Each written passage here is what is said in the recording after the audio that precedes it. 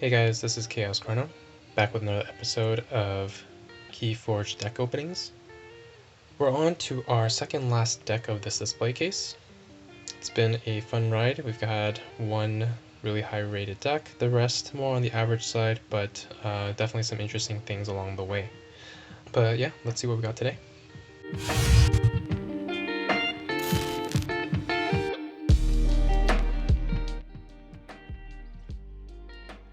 Okay, we got ourselves a green Arkham today. We have this. Ooh, maybe we finally get some Sins. Saurian and Untamed. Not too bad, not too bad. We have Wolf, Omega, Rove, Baroness. Hopefully there's not too many Omega cards in here. I'm not a really big fan of those. But yeah, let's get this opened up and see what we got. Okay. Let's bring this down. And let's get this set up on the stand. Alright, starting with Untamed, we have Word of Returning. Amber, whenever you play it, deal 1 damage to each enemy creature for each amber on it. Move each amber from those creatures to your pool. It's a nice card to have. Ooh, we have a Nifflequeen. 6 power creature. Each other friendly beast creature gets +1 power. Each other friendly Niffle creature gets +1 power. Let's see how many apes we'll get. Rabbit Evolution. Amber, whenever you play it, choose a creature. Give it a +1 power counter for each amber you have. There's our Niffle Apes. Ooh, this one's enhanced with an Amber Pip.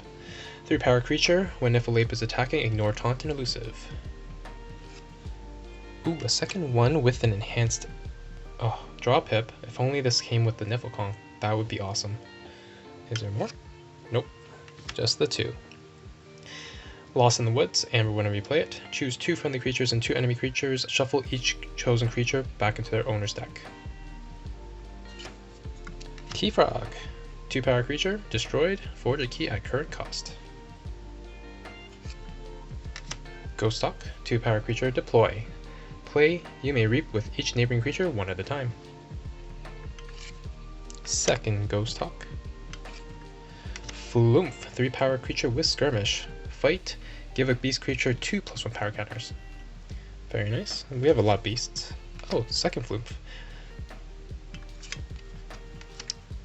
And we have Dark Fairy, 2 power creature with Skirmish. Fight, gain 2 amber. Very nice. I think that's the last card of Untamed. Wonderful. Next we have the Saurians. Starting with Lycosaurus, 5 power creature with Skirmish. Play, you may exalt Lycosaurus. If you do, deal 3 damage to a creature. Second Lycosaurus. Never had 2 of those. Ooh, Amphora Captura. Arguably one of the best artifacts in the game. Enhances 2 draw pips, 2 damage pips, and 2 amber pips into the deck. When resolving a bonus icon, you may choose to resolve it as a capture icon instead. Let's see what we got. Siren Horn. Amber, whenever you play it, before a fight, move 1 amber from this creature to the creature it fights. We have a few skirmish fighters, so that's good. Saurian Egg. It comes with an Amber Pip and is enhanced with a Capture Pip, also enhanced with a Damage Pip. 1 power 5 armor creature. Saurian Egg cannot fight or reap. It has an Omni effect. Discard the top 2 cards of your deck. If you discard any Saurian creatures this way, put them into play ready, give them 3 +1 power counters, and destroy Saurian Egg. It's a fun target to ward too if we have some of those cards. Gladiodontus, 15 power big boy, enters play stunned, and only deals 5 damage when fighting. Fight or reap. If this is the first time Gladiodontus has been used this turn, ready and enrage it. Theros Centurion, 6 power 1 armor creature. Play or fight, capture 1 amber. Nice. Ooh, Prefectus Ludo, 5 power creature. Each other friendly creature gains destroyed. Move each amber from this creature to the common supply. Always good to see Ludo. Curse of Vanity. Amber, whenever you play it, exalt a friendly creature and an enemy creature. Citizen Strix, 3 power creature. Play Reap. Exalt Citizen Strix, steal an amber. Nice, nice. Beware the Odds. Amber, whenever you play it, deal 23 damage to a creature in the center of its controller's battle line. 2 copies of that. Moving on to Dis, and what a sight we have. We have Lord Invidious. We have the leader, 5 power creature with elusive. While Lord Invidious is in the center of your battle line, it gains Reap, take control of an enemy flank creature and exhaust it. While under your control, it belongs to House Dis. Very nice. Relentless Creeper, 2 power creature. After you choose Dis as your active house, you may return Relentless Creeper from the discard pile to your hand. Just a nice bonus creature to have on your Dis turns. Picaroon, enhance with an Amber Pip.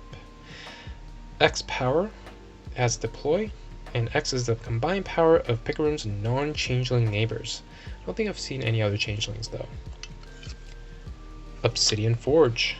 Amber, whenever you play it, destroy any number of friendly creatures. You may forge a key at +6 current cost, reduced by 1 ember for each creature destroyed this way. If you forge a key this way, destroy Obsidian Forge. Nice key cheat. We have that to go with the Key Frog. Double Doom. Enhance with a damage pip. Play. Return an enemy creature to its owner's hand. Your opponent discards a random card from their hand. Pretty useful. Nice disruption. Waking Nightmare. Amber, whenever you play it, enhances a capture icon. Play. Keys cost +1 for each Dis creature in play during their opponent's next turn. Very nice. Stirring Grave. Amber, whenever you play it, archive a creature from your discard pile. See what targets we'll be using that for. Snarret, 4 power creature. At the end of your turn, capture an ember. Action. Move each ember from Snarret to the common supply. Mindfire. Your opponent discards a random card from their hand. Steal 1 ember for each bonus icon on the discarded card. Mark of Dis. Amber, whenever you play it, deal 2 damage to a creature. If it's not destroyed, its controller must choose that creature's house as their active house on their next turn. And Gateway to Dis, is that the last card? No, it's not. Gateway to Dis. Destroy each creature. Gain 3 chains. Is it a second copy? I don't really want the second copy. Oh, it's Drekker. Enhance with the Draw Pip. 4 power creature. Damage dealt to Drekker's neighbors during fights is also dealt to Drekker. Reap, steal an amber. Yep, and that's the last card.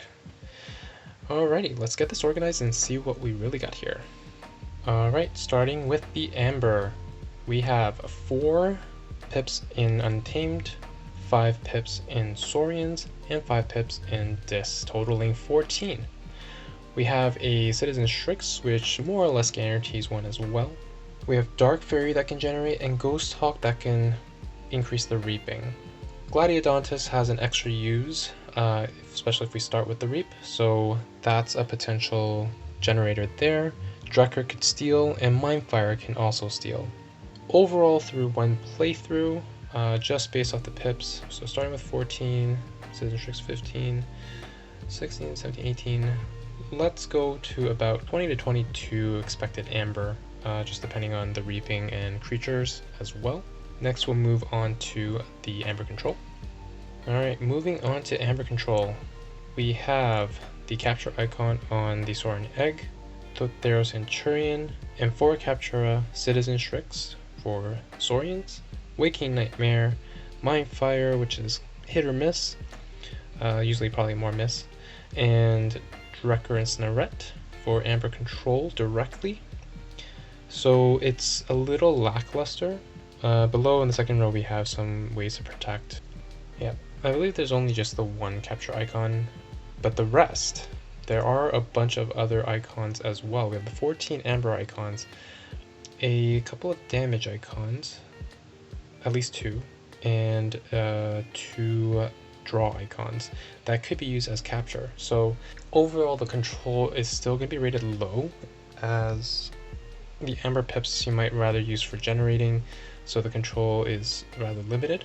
Let's give it a 8 for amber control, just as an estimation of the rating itself. Overall, we are definitely missing a big Amber swing control kind of situation, like too much to protect, or well, in this set it's more like bring low, right?